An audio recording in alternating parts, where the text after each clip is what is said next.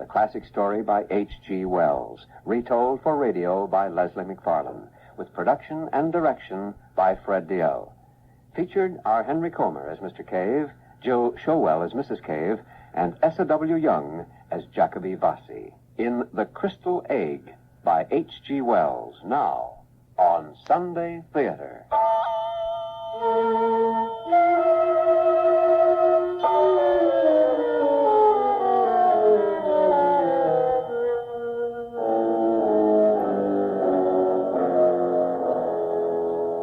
Ladies and gentlemen, permit me to introduce myself. My name is Jacoby Vassi, and I am an assistant demonstrator at St. Catherine's Hospital. My occupation, however, has merely an incidental connection with the matter at hand, and this affair doesn't concern the hospital in any way. What it does concern is a missing piece of crystal, worked into the shape of an egg, and brilliantly polished.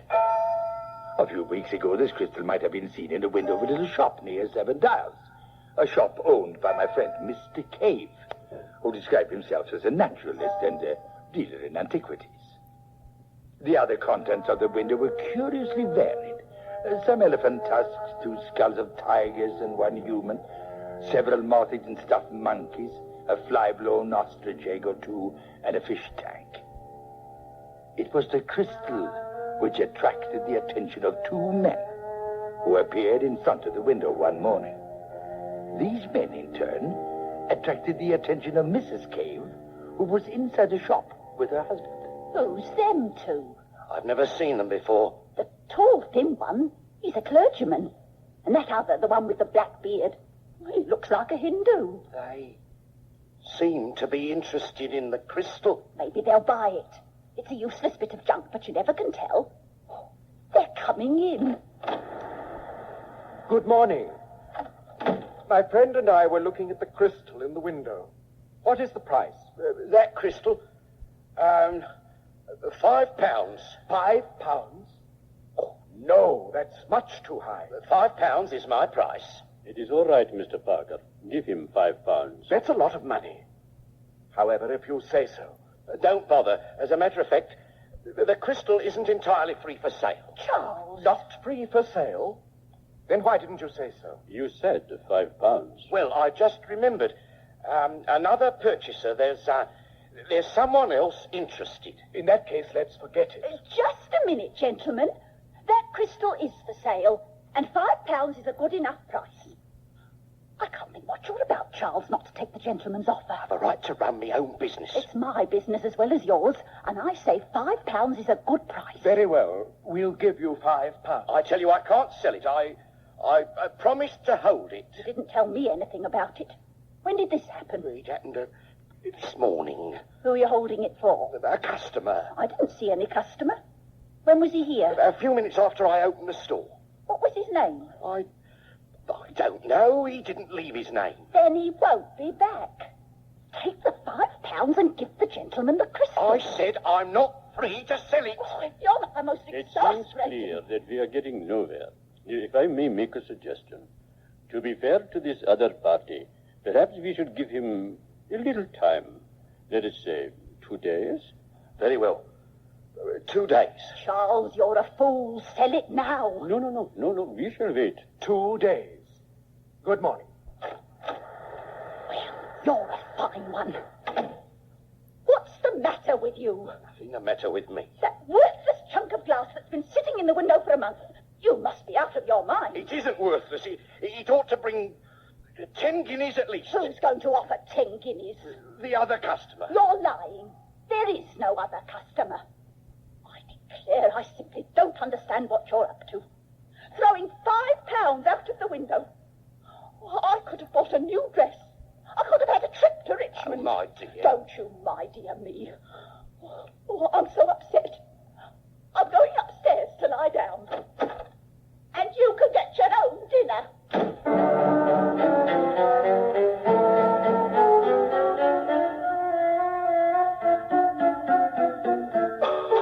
Next day, Mr. Cave had to deliver a consignment of dogfish to one of the hospital schools where the dogfish were needed for dissection. This business of supplying specimens to the hospital laboratories was actually the major source of Cave's income, because certainly the shop returned very little profit. He left the store carrying the dogfish in a sack, and he was away for a long time. When he returned late that afternoon, he found the store in some confusion, and his wife on her knees behind the counter, rooting among his taxidermic material. Her face came up hot and angry over the counter. Where did you hide it? Hide what? You know what I mean. That piece of crystal. Well, I left it right here in the Oh, good heavens. It's gone. What's become of it? You hid it. That's what's become of it. Why should I hide it? That's what I'd like to know. What did you do with it? I haven't been here all afternoon. I've been over at the hospital. Charles, I'm at the end of my patience. That crystal is worth £5, and for some stupid reason you didn't want to part with it.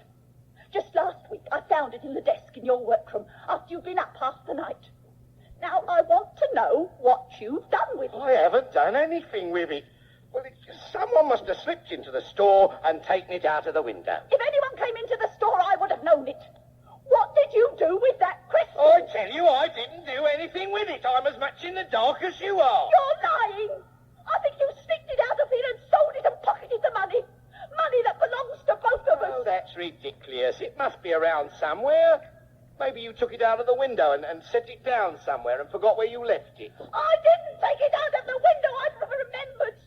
You took it out of the window. It must be somewhere. Let's make a thorough search. I've looked everywhere. It isn't here. And you know where it is. I give you my affidavit, and don't yell at me. How do I know you didn't sell it yourself and hide the money away? You accuse me? You think that Oh, this is too much.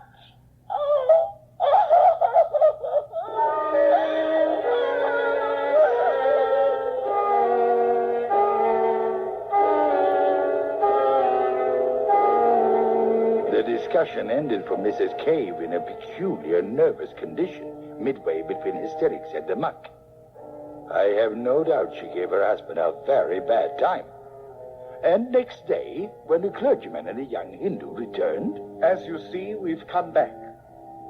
I hope the crystal hasn't been sold. No, sir. It hasn't been sold. In that case, we'll be glad to pay the £5. I'm sorry, the crystal isn't here. But if it hasn't been sold, then... It's lost. Lost? Oh, come now. It just simply disappeared. And I counted so much on that £5. Do you mean it was misplaced? Or stolen? We don't know what happened to it. Yesterday morning, it was in the window. And then it just vanished. We don't know what happened to it. Oh, I feel just awful. And I wish we'd sold it to you when you made the offer. But my husband is such a fool. We did have another customer. Well, I suppose there's nothing more to be said. We may as well take our leave. Will you give us your address? And then, if the crystal turns up, I can let you know. Of course. Here is my card. There you are. Thank you. Good afternoon. Goodbye.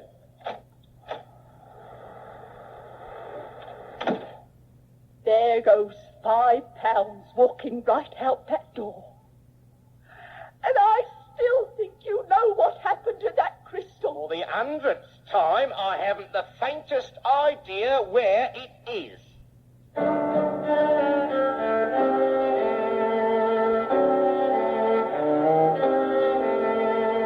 Now, without mincing the matter, I must admit that Mr. Cave was lying.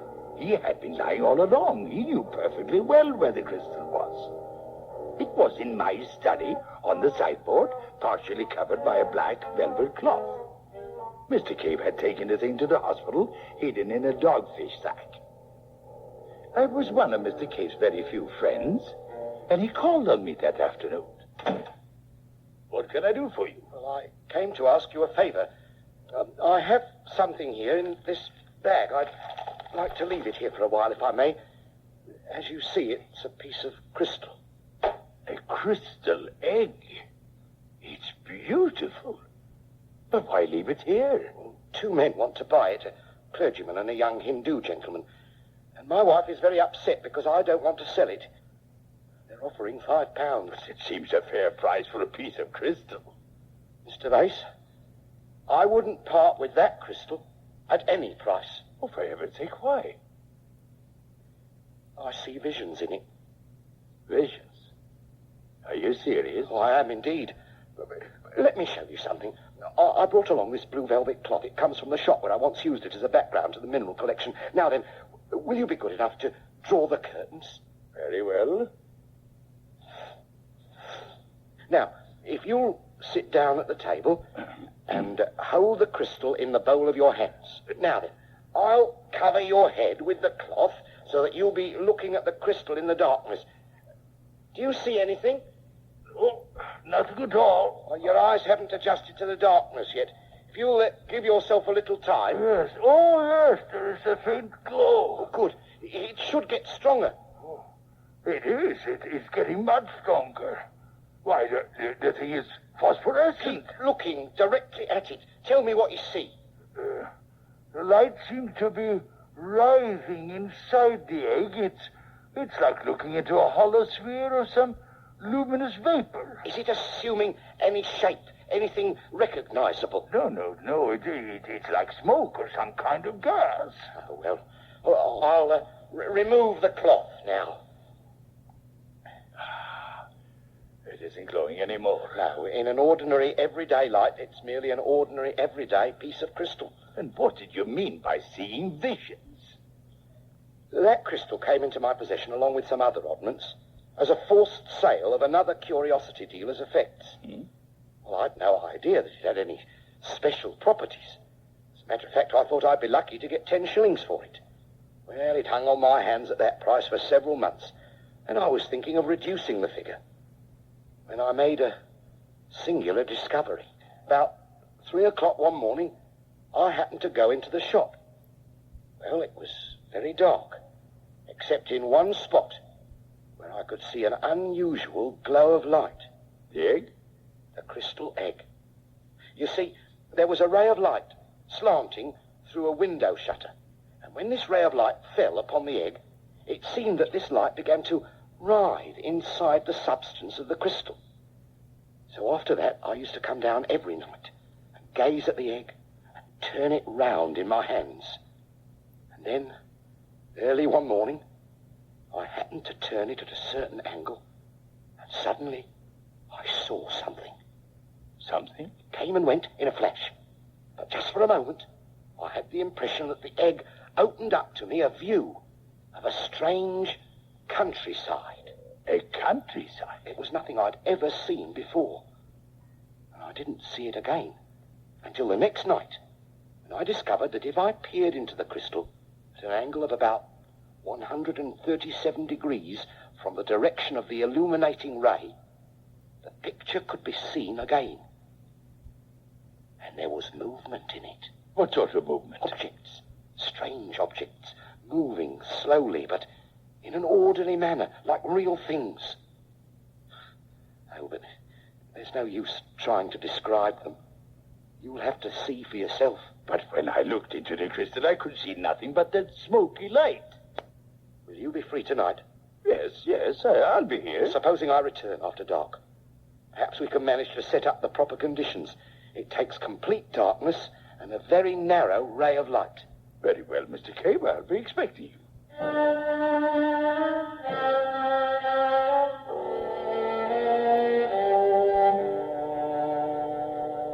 That evening, I went to considerable trouble to prepare for Mr. Cave's visit. There's a street lamp outside my study window, and I arranged the curtains so that a narrow beam of light from this lamp would penetrate the room, which was otherwise in darkness. This is excellent. Keep turning it. Do you see anything? Just the cloudy phosphorescence. Well, it takes patience. There. It's very clear and sharp. Well, I won't suggest anything to you, but tell me, what do you see? I seem to be looking at a great plain or meadow, and I seem to be looking at it from a considerable height, as if from a tower or mast. Good. What else? Cave, I find this unbelievable. Away off to the east and also to the west, a long distance away, the plains seem to be bounded by cliffs. Perhaps mountains? Oh, they're very steep and reddish in color. And they extend away off to the north, What time of day do you judge it to be? Well, it isn't night. All the part of the plain is in shadow. It seems to be around dawn, because there is a crimson glow beyond the cliffs. It's becoming much stronger. Like a sunrise? It is a sunrise. Oh, there is the sun. I can see things moving. Things? Great soaring shapes. Hundreds of them. They look like birds. Now, can you see anything towards the bottom of the picture? It may be a little blurred. Good Lord, Cave. Buildings. You're sure? Yes, a vast range of buildings. They're very strange buildings, and they're spread out below me. I seem to be looking down on them. And as you say, they become indistinct toward the bottom of the crystal, but they do look like buildings. Ah, now I can see trees. Very curious in shape, but they must be trees. And then over there, something wide and shining. Great Scott! What happened? Something flew into the picture, something huge and brilliantly colored. I was so startled that the egg almost slipped out of my hands. Oh, now I have lost the image altogether. The plain, the red cliffs, the sunrise, the trees, the buildings, they're all gone. Well, we may as well turn on the lights. That'll be enough for this evening. But I can keep trying. Once the picture's lost, it's very difficult to find it again. I've never been able to hold it longer than a couple of minutes at a time. You have seen the same landscape? Oh, yes. I've seen other things, too. Very remarkable things. And what is your conclusion? My conclusion, Mr. Bass. I believe that crystal egg has the power to reveal things never before seen by man. It holds the view of another world.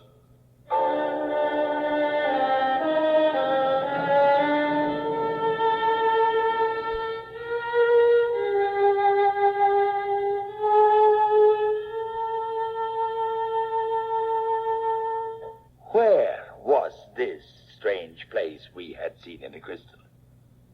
Was it actually, as he surmised, another world? Or was it, as I caution him, perhaps merely some kind of mirage, some trick of light refraction that conveyed to us the image of some distant landscape on the surface of our own Earth? We decided to keep records and make detailed notes. Mr. Bass, this is very strange. Yes? The perspective has changed. In what way? I seem to be looking down the valley from the same spot, but in a different direction. Instead of looking down on the roof of one of the great buildings, I can see the front of it now from some distance away. See for yourself. And there is a great terrace in front of the building.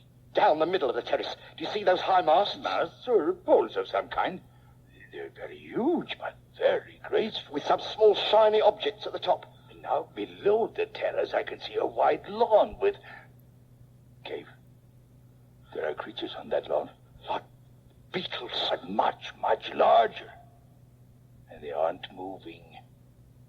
And beyond them, I see a causeway of pink stone and a broad expanse of water. It seems to be lined with dense red weeds, and it goes up the valley parallel with the cliffs. And beyond the river... If it is a river... A multitude of splendid buildings, very richly colored and glittering with metallic tracery. And the air seems full of birds. Squadrons of them, wheeling and curving.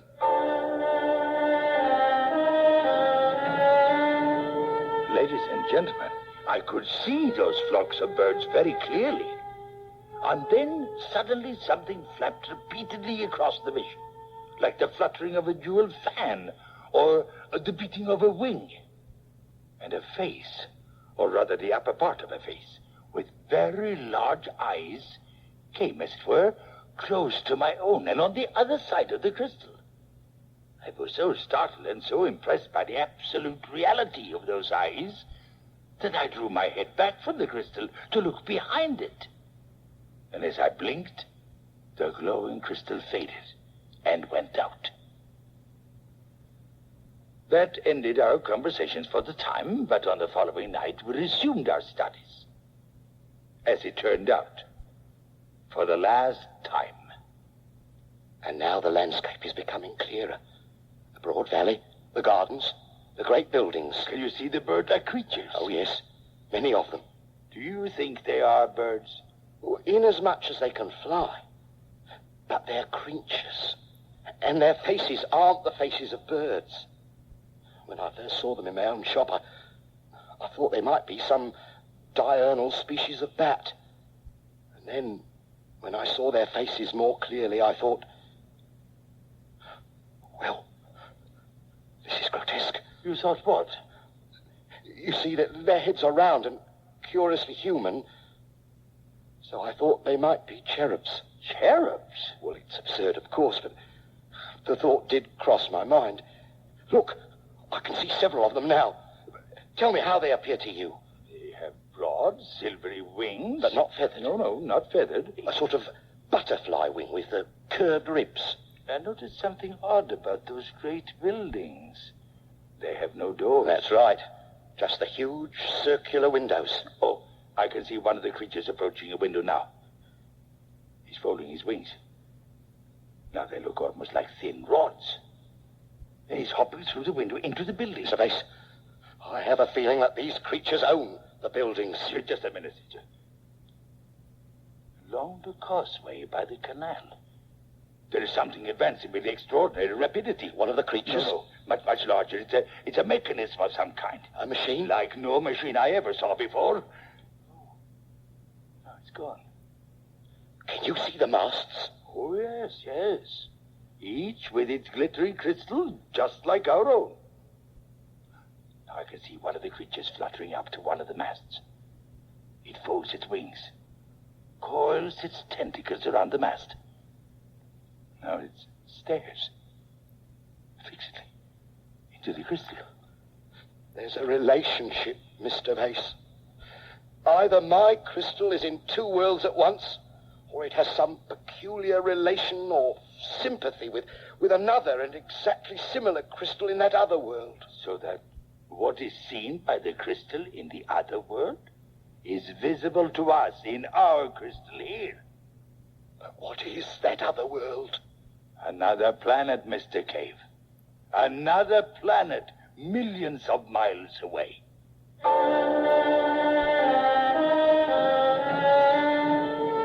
Now that, ladies and gentlemen, was our explanation.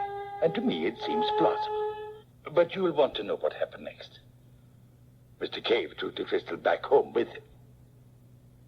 When he didn't show up in 10 days, I became a little anxious. And I went to Mr. Cave's shop in 7 Dials. It was closed.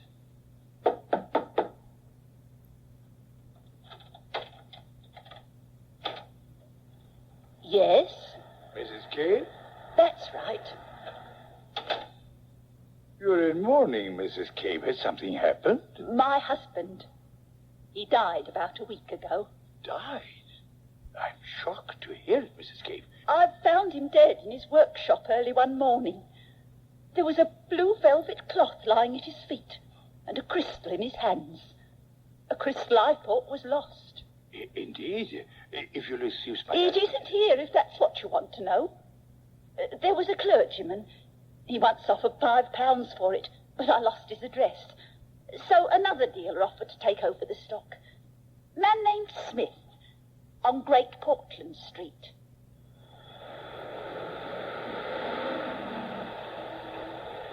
Yes, sir? What can I do for you? Mr. Smith, I understand that you took over the stock of Mr. Cave's shop at 7 Dials. Aye, it was a lot of rubbish. It seems to me I recall a piece of crystal. Oh, that, aye. Like an egg. Do you have it now? I sold it.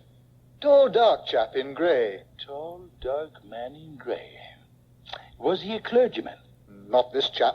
Wore his collar right side foremost, he did. Why? Was there something special about that piece of crystal? Yes. Yes, there was. Something very special indeed.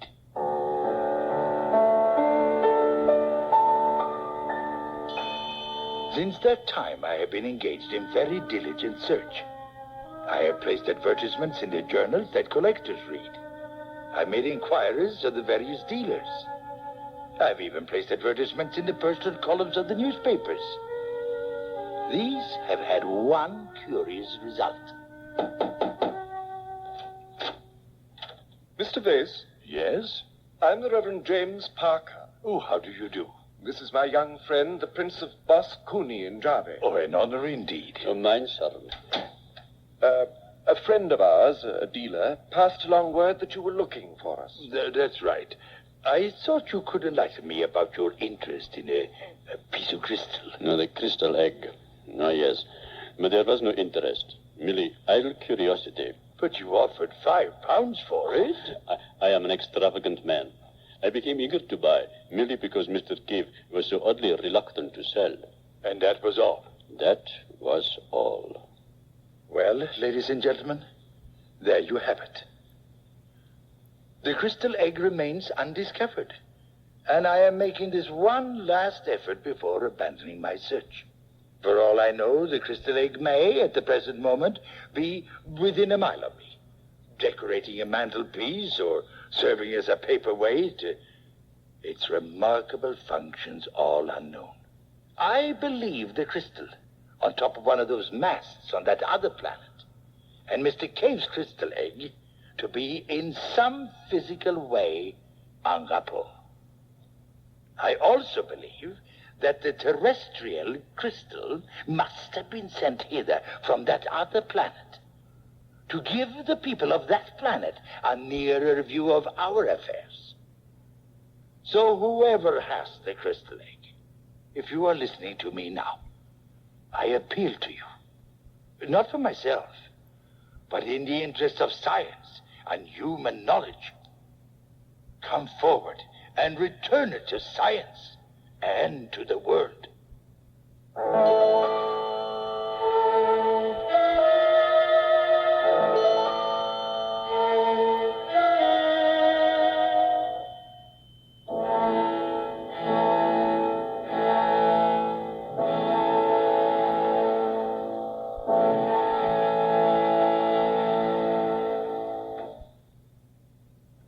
The Crystal Egg, H.G. Wells short story, in radio version by Leslie McFarlane, with incidental music composed by Morris Surden. In the cast, S.E.W. Young as Jacoby Vase, Henry Comar as Mr. Cave, and Jill Showell as Mrs. Cave. Other performers, Philip White as Reverend Parker, Donald Truss as the Prince, and Michael Rhodes as Mr. Smith. Sound, special effects, and technical operation by Bill Hedemark, Ken McCarker, and Ralph Thurn.